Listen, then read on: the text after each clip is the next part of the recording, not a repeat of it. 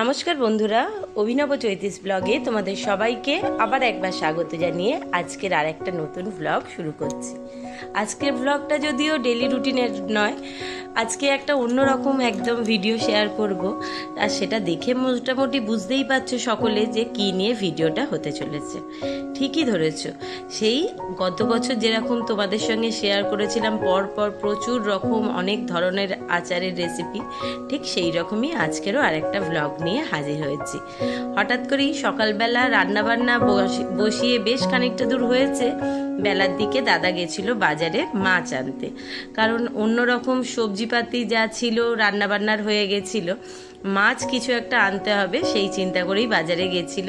তো এই বাজারে সেরকম ভালো মাছ না পেতে গেছিল হরগঞ্জ বাজারে। তাও ঘড়িতে তখন 11:30 এরকম হবে। তো বাজারে মাছ আনতে গিয়ে উনি দেখতে পেয়েছেন এই আটি সমেত আম, যেটা বাড়িতে কাটাটা প্রায় অসম্ভব হয় না নর্মাল বটিতে। তো ওদের কাছে আম কাটা সুন্দর এক ধরনের জাতি থাকে, আর সেই জাতি দিয়ে শক্ত আমগুলোকে সুন্দর করে ওনারা পিস পিস করে কেটে দেন। আর এই বছর তো বিভিন্ন কারণে প্রথমে মা কাকিমারা এসেছিল, তারপর আমারও একটুখানি জ্বর সর্দি কাশি হয়েছিল, ওয়েদারের ঠিক ঠিকানা ছিল না, তাই আচার আর এবছর কিছু নতুন বানানো হয়নি। তো গত বছরের যে আচারগুলো ছিল সেগুলোই টুকটাক করে চলছিল, প্রায় শেষ হয়ে এসেই ছিল, যাও একটু আধটু ছিল কোনো রকমে। তো এবছর আর আচার করব না এরকমই চিন্তা ভাবনা করেছিলাম। কিন্তু তোমাদের দাদার কথা তো জানো, গত বছরই বলেছিলাম ওনার আচারের, উনি বলে না আমার শ্বশুরবাড়ির পরিবারের প্রত্যেকেই ছিলেন, আর আমরাও মোটামুটি সকলেই শীত গ্রীষ্ম বর্ষা ভাত হোক বা রুটি যে কোনো খাবারের সঙ্গে একটু আচার হলে কিন্তু খাবারটা খাওয়া হয়ে যায়। প্রত্যেকেই খেতে পছন্দ করে, ভালোবাসে। তো সেই জন্য তোমাদের দাদার ভীষণ রকম নেশা, প্রত্যেক বছর এই আটিওলা আম হোক, রিগ আবার পছন্দ করে ঘষা আমের, যে কোনো ধরনের আচার আমার বাড়িতে হয়েই থাকে প্রত্যেক বছরই। আমরা হোক, আম হোক, তারপর যেটা আমার শাশুড়ি মা করতেন গুড় আম, বিভিন্ন রকম আচার হয়। তো এবছর সেটা যেহেতু হয়নি, তাই আজকে দেখতে পেয়েই একদম সঙ্গে সঙ্গে আম নিয়ে হাজির। আর আমটা দেখেই তো আমার প্রায় এক চক্কর মাথা ঘুরে গেছে, কারণ এই আচার বানানো সত্যি কথাই চারটিখানি কথা না। এর পেছনে ভীষণ রকম সময় লাগে, খুব ধৈর্য ধরে নিষ্ঠা ভরে পরিষ্কার পরিচ্ছন্ন অবস্থায় করতে হয়। আর মানে বারবার একটা সারা দিনেও চলে গেলে আচারের বানানোর পেছনে খুব কম সময়। তো এখানে দেখতেই পেলে আমগুলো সকালবেলা এক চোট যেহেতু ধোয়া আম ছিল না, তাই ধুয়ে নিয়ে রোদ্দুরে দিয়ে এসেছিলাম ছাদে শুকুর দিতে। মোটামুটি অল্প একটু শুকিয়েওছে, কিন্তু খুব ভালো রোদ তো পায়নি, ঘন্টা তিনেক মতো রোদ্দুরে ছিল। তারপর ওটাকে আমি বাড়িতে মানে ঘরে নিয়ে এসে টেবিলের ওপর কাগজে রেখে আর পাখা চালিয়ে শুকিয়েছি। আমগুলো তাহলে সমস্ত যতটুকুনি রস ছিল সেটুকুনি কাগজে টেনে নেবে আর হাওয়াতে শুকনো হবে। আচারের নিয়ম তো ভীষণ রকম, আমটাকে শুকনো হতে হবে যেন একদম পাকা না হয়, জল কাটা না হয়। এরও মধ্যে যদিও দু একটা রং ধরে গেছিলো, সেগুলোকে ফেলে দিয়েছি। আর আচারের মশলাগুলোও পরপর আলাদা আলাদা করে গরম করে নিয়েছি, এবার গোড়াবো।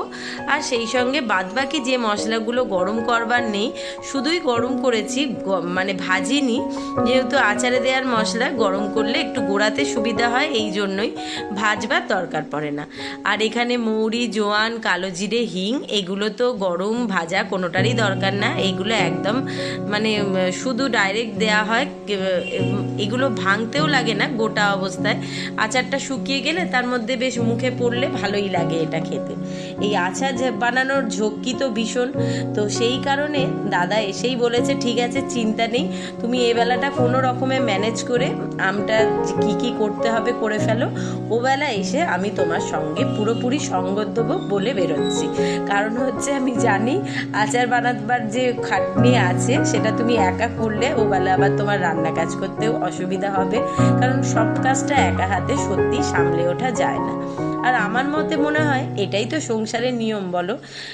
যেটা বলা যেতে পারে সংসারটা হচ্ছে পুরো একটা গাড়ির মতো, এটাকে যার যত ছোট সংসার সেই গাড়ির চাকাও তত কম, আবার যাদের সংসার যত বড় সেই গাড়ির চাকার সংখ্যাও বেশি, স্বাভাবিক নিয়মের মতনই।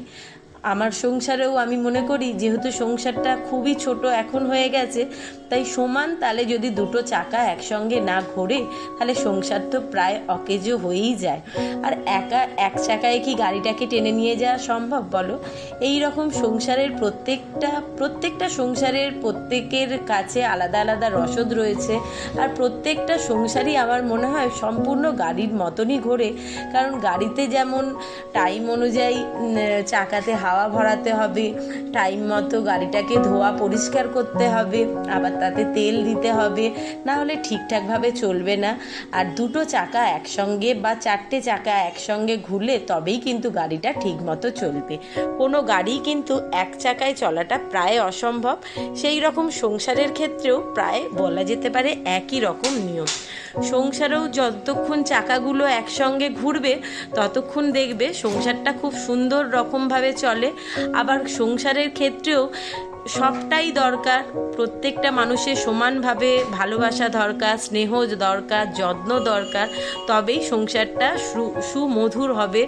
আর এইভাবেই তৈরি হবে সম্পর্কের সমীকরণ। আজকে আমার সংসার বলে আমি বলছি না, প্রত্যেকটা সংসারের ক্ষেত্রেই যদি সত্যিই শুধু পুরুষ মানুষরা মনে করে যে আমাদের কাজ তো শুধু বাইরে খাটা, বাইরে কাজ করে আনা বা রোজগারটা করা, আবার মহিলারা যদি মনে করেন আমি তো বাড়িতে করছি, কেন আমি বাইরের কাজ করব, বা আমি তো আমার সন্তানটাকে সামলাচ্ছি, বা আমার বাড়িতে যারা বয়স্ক মানুষরা রয়েছেন তাদের প্রতি আমার যে দায়িত্ব কর্তব্য, তাদের প্রতি যে আমার স্নেহ ভালোবাসা, এইগুলো তো আমি আমার সব দিক দিয়ে দিচ্ছি, তাহলে আর আমার তো আলাদা করে কিছু করবার দরকারই পড়বে না। তাহলে মানে যে কোনো ক্ষেত্রেই সংসারটা কিন্তু ঠিক মতো করে চলে না। তখনই সৃষ্টি হয় নানা রকম মনোমালিন্য, নানা রকম সমস্যা, রাগারাগি। আমরাও যদি সমান তালে তাদের পাশে সঙ্গ দিয়ে, যে উনি যেমন বাইরেটা খেটে নিয়ে আসছেন, ওনার একার কাজ বাইরে রোজগার করা বা বাইরের বাজার দোকান হাট অফিস কাছারির সঙ্গে সঙ্গে হসপিটাল বা বাচ্চাদের স্কুল পৌঁছানো নিয়ে আসা, বিভিন্ন রকম একটা সংসারে তো কোনো কাজের কমতি থাকে না। মানে সকাল থেকে রাত পর্যন্ত কেউ কিন্তু গুছিয়ে বলতে পারবে না যে আমার সংসারে শুধুমাত্র আমার এতটুকুনি কাজ। প্রচুর কাজ থাকে। দায়িত্ব নেবার ইচ্ছা থাকলে, যত্ন নেবার ক্ষমতা থাকলে, আর সেই রকম মানসিকতা থাকলে কিন্তু একটা সংসারে সারাটা দিনও আমাদের কাছে মনে হয় খুব কম পড়ে যায়।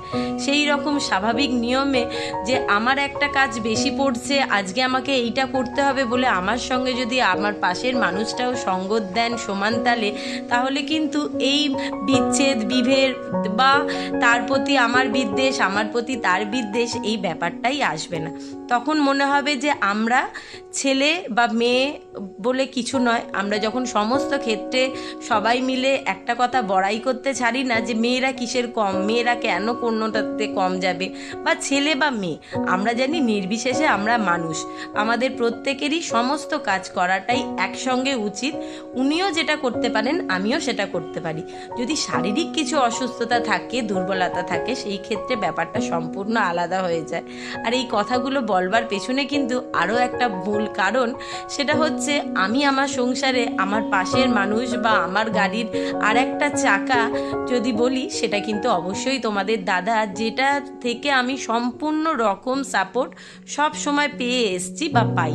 এই দেখো, উনি কিন্তু অফিস করে এসেই কথা রেখেছে, সঙ্গে সঙ্গে চা খেয়ে ফ্রেশ হয়ে নিয়ে এই যে রিক যে আমটা খেতে মানে আচারটা খেতে ভালোবাসে বললাম, এই আচারটাও কিন্তু আমার শাশুড়ি মায়ের নিজের আইডিয়া থেকে বানানো আচার। এই কাঁচা আম কুড়ে খুব সুন্দর আচারটা বানাতেন। তো উনি সঙ্গে সঙ্গে এসে আম ধুয়ে ছাড়িয়ে মুছে সেগুলোকে কুড়ে দেয়া, বা কোনো কাজটা রোজকার রাত্রিরের ওনার নিয়ম হচ্ছে উনি মশারিটা টাঙাবেন, বিছানাটা করবেন, আর আমার দায়িত্ব হচ্ছে পরের দিন সকালবেলা উঠে মশারিটা খুলে বিছানাটা পরিষ্কার করা। তো আমরা কখনো এটা ওনার কাজ বা এটা আমার কাজ বলে কখনোই কেউ কারোর ওপর করে মানে ভরসা করে ফেলে রাখি না। উনি যেমন একেবারেই রান্নার ব্যাপারটা পারেন না, মানে সে চা করা থেকে জল গরম কোনো কাজই উনি এই দিকটা ঠিকঠাকভাবে কোনো দিনও করেননি, তাই পারেন না। ঠিক সেই রকম আমিও ওনার মতো অনেক কাজ পারতাম না, ওনার থেকে অনেক কিছু শিখেছি। বিশেষ করে যেটা বলা যেতে পারে ব্যাংকের কাজ, বা হচ্ছে এখনও পর্যন্ত যে ব্যাপারটা আমি ভীষণ রকমভাবে ভীতু, মানে যদি ট্রামে বাসে কোনো রাস্তায় যাওয়ার থাকে আমি কিন্তু একা একা চেষ্টা করব পৌঁছে যাওয়ার, কিন্তু ট্রেনে করে কোথাও যাওয়ার ব্যাপার হলেই তখনই মনটা ঘাবড়ে যায়, ভয় বুকটা ঢিপ ঢিপ করতে থাকে। আমি তো এখানে পারবো না, একটা ট্রেনে উঠলে পরের স্টেশনে গিয়েই হয়তো হারিয়ে যাব, অন্য কেউ হয়তো আমাকে তুলে নিয়ে চলে যাবে। তাই সেই ব্যাপারে আমাকে ওনার ওপরেই অন্ধের মতো ভরসা করে চলতে হয়। সম্পর্কের সমীকরণগুলো যদি আমরা আমাদের নিজেদের মতন করে সুন্দরভাবে সাজিয়ে নিতে পারি, সংসারটা কিন্তু সত্যি সুমধুর হতে পারে। আর এই যে বিদ্বেষ বা এই যে মনোমালিন্য, এই ব্যাপারটাও থাকে না। এতগুলো কথা আজকের দিনে দাঁড়িয়ে বলতে আমার পক্ষে হয়তো যতটা সম্ভব, সবার পক্ষে মেনে নেওয়া হয়তো সেইভাবে সম্ভব হয়ে ওঠে না, সেটা বুঝি। তার কারণ হচ্ছে আমরা যদি নিজের মনে সেই স্যাটিসফ্যাকশানটা না পাই যে আমার পাশের মানুষটা শুধু আমার পাশে দাঁড়িয়ে নেই, মানে যেমন রেল লাইনের দুটো আমরা দেখি ট্রেন লাইনের মাঝখানে দুটো লাইন হয়তো পাশাপাশি গেছে, কিন্তু মাঝখানের গ্যাপটা তাদের মধ্যে রয়ে গেছে, সেরমভাবে চললে কিন্তু সত্যিই মনে হয় ঠিকঠাকভাবে যায় না। একে অপরের পাশে থাকা মানে একে অপরকে সমস্ত দিক থেকে সমস্ত রকমভাবে সাপোর্ট করা, দুজনে দুজনের হাতটাকে যে কোনো পরিস্থিতিতে যে কোনো সময় শক্ত করে ধরে রাখা। কারণ একটা জিনিস তো এতদিনে বুঝতে শিখে গেছি যে আত্মীয় যে কথাটার সংজ্ঞা আর কি, যে আত্মার সঙ্গে সম্পর্ক থাকলেই নাকি আত্মীয় হয়, সেটা একেবারে ঠিক কথা। কিন্তু সেই আত্মার সঙ্গে সম্পর্কটা কিন্তু শুধু রক্তের সঙ্গে সম্পর্ক থাকলেই হয় না, প্রকৃত আত্মার সঙ্গে সম্পর্ক থাকলেই সে আত্মীয় হয়। আর এই সংসারের পাশের মানুষটা কিন্তু কোনোদিনও আমাদের কোনো রক্তের মানুষ, সম্পর্কের মানুষ ছিলও না আর হবেও না।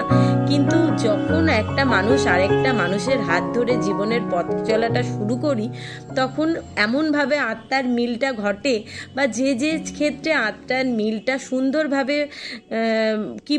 সুন্দরভাবে মিলনটা হয়, তখনই সংসারটা সম্পূর্ণ হয়। আর এতে আমাদের পরের জেনারেশন, বা যেটা বলা যেতে পারে আমাদের সন্তানরা, বা আমাদেরকে ঘিরে রয়েছে যা এই সমস্ত বয়োজ্যেষ্ঠ মানুষরা, সেটা আমাদের বাবা মা হতে পারে বা আমাদের শ্বশুর শাশুড়ি হতে পারে, তারাও সেই সংসারে মানে সুখে শান্তিতে থাকতে পারে। দুটো মানুষের এক হওয়া মানে একটা বিবাহের সম্পর্কে তো শুধুমাত্র তাদের মধ্যে রাগারাগি হলে, তাদের মধ্যে বিচ্ছেদ ঘটলে তারাই কষ্ট পায়, তাদেরই অসুবিধা হয় এমনটা নয়, পুরো পরিবারের ভিতটাকেই নাড়িয়ে দেয়। সেখানে না কোনো মেয়ের বাবা মা সুখে শান্তিতে থাকতে পারে, না কোনো ছেলের বাবা মা থাকতে পারে, মানে পুরো দুটো পরিবার একটা ক্ষেত্রেই ভালোভাবে থাকতে পারবে যখন দুটো মানুষ একসঙ্গে পথ চলাটা শুরু করবার পর তারা ঠিকঠাকভাবে এগোবে। যাই হোক, কথা বলতে বলতে কিন্তু আমি অনেকটা সময় পার করে দিয়েছি, আর ভুলেই গেছি যে আমি দিতে ঘড়ির কাঁটাতে আজকে বেশ লেট হয়ে গেছে। দাদা এসে আমগুলো করে দিয়েছিল, আর আমাকে তো দেখতেই পেলে আচারগুলো করে রেডি করে দিয়েছি, দিয়ে চলে এসেছিলাম এদিকে। ওদিকে বয়মগুলো ধুয়ে পরিষ্কার করে রেখেছিলাম, ওই আচারগুলো এবার দাদা বয়মে ভরে দেবে, আর আমি পরে গিয়ে ওগুলো পাতলা ন্যাকড়া দিয়ে মুখগুলো ঢেকে বেঁধে দেবো। এখন তো এক সপ্তাহ খানিক ওগুলোকে রোদ্দুরে দিতে হবে, তবে ঠিকঠাক হবে। দিয়েই ঝটপট করে লেগে পড়েছি রাত্রিরে রান্না কাজ করতে। ওখানে ডিমের অমলেট করে আলু দিয়ে তরকারি করে নিয়েছি, কারণ এটাই ঝটপট রান্না হবে এত রাত্রিরে। রিকও খেয়ে শুতে হবে, তাড়াতাড়ি স্কুল বেরোবে। আর এদিকে আটা মেখে রুটিগুলো সেঁকে নিচ্ছি।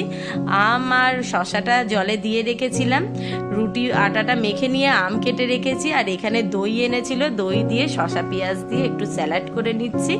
দিয়ে মোটামুটি সব কাজ হয়ে গেছে, এইবার সকলে একসঙ্গে খেতে বসার পালা। আর আজকের ভিডিওটাও এখানেই শেষ করলাম। ভালো লাগলে লাইক করো, কমেন্ট বক্সে মতামত জানিও, আর অবশ্যই কিন্তু সাবস্ক্রাইব করো। শুভরাত্রি।